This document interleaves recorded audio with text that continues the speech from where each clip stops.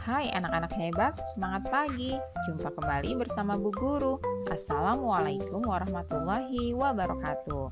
Anak-anak yang baik, apa kabarnya kalian semua pagi hari ini?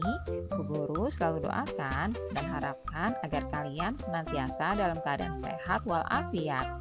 Jangan lupa untuk selalu bersemangat ya.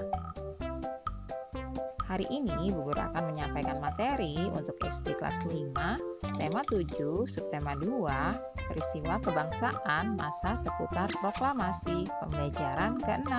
Seperti biasa ya anak-anak, sebelum kita mulai, marilah kita awali pembelajaran kita pagi hari ini dengan pembacaan doa terlebih dahulu ya, agar kita selalu diberi kesehatan dan juga kemudahan untuk memahami materi pelajaran yang akan Bu Guru sampaikan pada pagi hari ini. Anak-anak, setelah melalui berbagai peristiwa perlawanan, baik fisik maupun diplomasi, tibalah waktunya pengakuan kedaulatan Indonesia. Nah, apa saja peristiwa yang mengiringinya? Ayo kita cari tahu bersama ya. Tindak lanjut perjanjian Romroyen adalah diselenggarakannya konferensi meja bundar atau yang disingkat dengan KMB. KMB dilaksanakan di Den Haag, Belanda pada tanggal 23 Agustus sampai dengan 2 November 1949. Delegasi Belanda dipimpin oleh Van Maarseveen. Delegasi BFO atau Badan Musyawarah Negara-Negara Federal dipimpin oleh Sultan Hamid II. Adapun hasil KMB sebagai berikut ya. Yang pertama, Belanda akan menyerahkan sepenuhnya kedaulatan kepada Republik Indonesia Serikat pada akhir bulan Desember 1949. Yang kedua, penyelesaian masalah Irian Barat ditunda setahun kemudian setelah penyerahan kedaulatan pada Republik Indonesia Serikat. Lalu yang ketiga, Republik Indonesia Serikat dan Belanda membentuk uni yang dipimpin oleh Ratu Belanda berdasarkan kerjasama sukarela dan sederajat. Yang keempat, Republik Indonesia Serikat harus membayar utang kepada Belanda sejak tahun 1942. Lalu yang kelima, pembubaran KNIL dan memasukkan anggota KNIL ke APRIS. Dan yang keenam, kapal-kapal perang Belanda ditarik kembali dari Indonesia. Selanjutnya, yang ketujuh adalah Konstitusi Republik Indonesia Serikat dipermaklumkan kepada Kerajaan Belanda. Selain itu, hasil KMB juga mengembalikan wilayah-wilayah Indonesia menjadi satu kesatuan, kecuali Irian Barat. Sesuai hasil kesepakatan dalam KMB, pada tanggal 27 Desember 1949, diadakan upacara pengakuan kedaulatan dari pemerintah Belanda kepada Republik Indonesia Serikat. Pengakuan kedaulatan Indonesia dilaksanakan di Belanda dan di Indonesia. Wakil Indonesia yang menandatangani pengakuan kedaulatan di negeri Belanda adalah Dr. Andes Muhammad Hatta dan wakil dari Belanda adalah Ratu Juliana. Adapun proses penandatanganan di Indonesia, pihak Belanda diwakili oleh Lovig dan wakil Indonesia adalah Sultan Hamengkubuwono ke-9. Dengan adanya pengakuan kedaulatan tersebut, berakhirlah penjajahan dan kekuasaan Belanda atas Indonesia. Peristiwa tersebut juga menandai berdirinya Negara Republik Indonesia Serikat. Nah, anak-anak, berikut ini adalah wacana yang berjudul Peristiwa Pengakuan Kedaulatan Indonesia oleh Belanda. Coba kalian baca dengan seksama ya, agar kalian bisa lebih memahami apa itu peristiwa pengakuan kedaulatan Indonesia oleh Belanda. Silakan dibaca dan disimak baik-baik ya.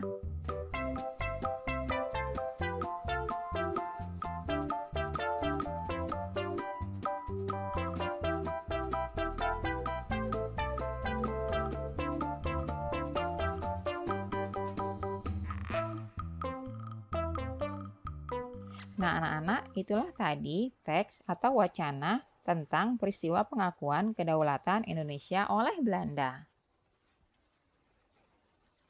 Nah, anak-anak, berikutnya coba kalian tuliskan informasi penting dalam bacaan tadi ke dalam kolom-kolom berikut dengan menggunakan prinsip kata tanya apa, di mana, kapan, siapa, mengapa, dan bagaimana. Coba kalian isikan ya, seperti yang akan Bu Guru jelaskan berikut ini. Yang pertama, kapan peristiwa KMB terjadi? Yaitu pada tanggal 23 Agustus sampai dengan 2 November 1949.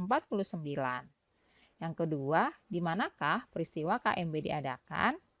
Ya, peristiwa KMB diadakan di Den Haag, Belanda. Lalu, apa hasil dari KMB? Salah satunya yaitu mengembalikan wilayah-wilayah Indonesia menjadi satu kesatuan kecuali Irian Barat.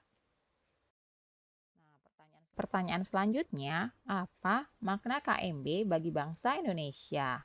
Lalu, bagaimana proses pengakuan kedaulatan Indonesia terjadi? Dan siapakah tokoh-tokoh yang terlibat dalam KMB?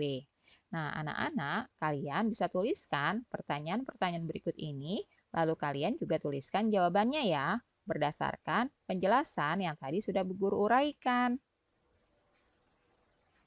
Anak-anak, dengan adanya peristiwa KMB dan pengakuan kedaulatan Indonesia, bangsa Indonesia telah terlepas dari penjajahan. Hal ini patut kita syukuri. Bersyukur kepada Tuhan atas karunia berupa bangsa dan negara Indonesia merupakan bentuk cinta tanah air. Nah, anak-anak, berikut ini adalah lagu syukur. Lagu syukur ini diciptakan oleh H. Mutahar. Coba kalian nyanyikan ya bersama dengan teman-temanmu dengan hikmat. Kemudian pahamilah makna lirik dan syairnya.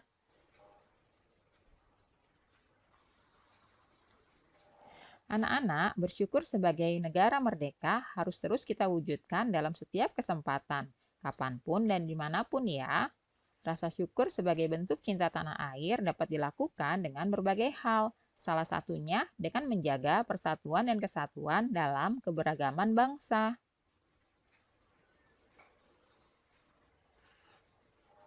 Anak-anak dari berbagai penjuru Nusantara saling bertemu dan berkenalan di Jakarta pada tanggal 14 sampai dengan 18 Oktober 2003. Mereka mengadakan konferensi. Konferensi adalah rapat untuk bertukar pendapat mengenai suatu masalah yang dihadapi bersama.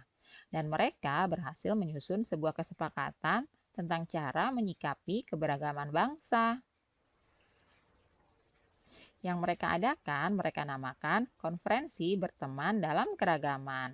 Nah, di sini mereka menyatakan bahwa kami tahu perbedaan agama janganlah dijadikan alasan terjadinya pertengkaran dan perpecahan. Bertegur sapa, senyum, dan adil harus dilakukan kepada siapapun walaupun berbeda agama. Agama itu mengajarkan kebaikan. Perbedaan agama itu anugerah dari Tuhan karena di sanalah kita bisa mengisi, saling berbagi, dan saling menolong. Nah, untuk itu, di rumah kami bisa berbagi cerita tentang keberagaman agama kepada adik, kakak, ayah, dan ibu. Lalu memperkukuh iman dengan menjalankan ibadah yang kami anut dengan sebaik-baiknya. Tetap percaya pada agama yang kami anut sepenuhnya dengan tetap bertoleransi pada agama lain agar persatuan antar umat beragama tetap terjaga. Di sekolah kami bisa tidak mempermasalahkan agama yang dianut teman-teman, lalu tidak bertengkar hanya karena agama, dan memberikan kesempatan teman-teman melakukan ibadah. Selain itu, bertegur sapa dan senyum dengan semua teman meskipun berbeda agama. Mendamaikan teman yang berselisih karena perbedaan agama, berteman dengan siapapun dengan latar belakang agama yang berbeda sekalipun. Selanjutnya, dalam hal keberagaman budaya, kami tahu Indonesia memiliki suku dan budaya yang beragam, bahwa setiap budaya memiliki ciri tersendiri. Tiap daerah mempunyai senjata tradisional, rumah adat, tarian, pakaian, permainan, dan makanan yang wajib kami hargai dan hormati. Kami juga tahu pengetahuan kami tentang kebudayaan orang lain masih sangat terbatas. Kami pun belum begitu jelas tentang kebudayaan milik daerah sendiri. Kami tahu ada masalah, orang lebih senang membanggakan daerah sendiri. Orang juga sering merasa budayanya paling baik. Orang sering merasa daerahnya punya kelebihan lebih baik dari yang lain. Padahal beragam itu indah, sebab jika semua daerah sama tidak akan menarik. Untuk itu, di rumah kami bisa melakukan belajar dan bermain dengan teman dan sahabat pena dari macam-macam daerah. Kemudian berlatih menari macam-macam tarian seperti kecak, gending Sriwijaya, tari baris, dan serimpi. Selain itu, kami juga belajar bersama ayah, ibu, adik, atau kakak melalui radio, TV, dan juga buku. Lalu kami juga mengajak tetangga untuk bermain congklang, petak umpet, engklek, enggrak, gobak sodor, dan permainan lainnya. Kami juga mengajak teman yang baru pindah dari daerah lain untuk bercerita dan bermain bersama. Mengajak bermain dan belajar bersama teman yang cacat. Nah, di sekolah kami bisa melakukan mengajak teman untuk tidak mengatakan ih terhadap budaya lain. Meminjam buku dari perpustakaan tentang macam-macam budaya. Kami juga membaca cerita-cerita daerah dan bermain dengan teman-teman.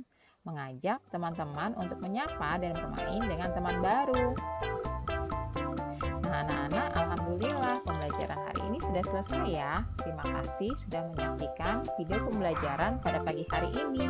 Sampai jumpa lagi di video pembelajaran selanjutnya ya. Semoga bermanfaat untuk kalian semua.